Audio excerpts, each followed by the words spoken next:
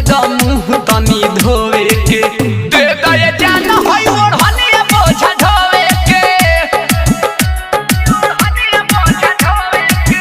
दे द ये जान होई ओढ़नी बोझा ढोवे के।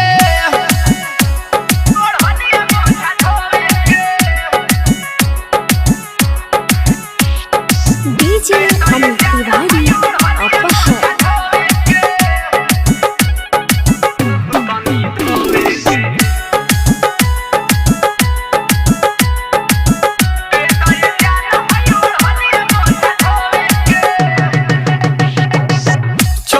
चैतवा में गर्मी होता ज्यादा हो, हुई पसीना देहिया भीग जाता आधा हो।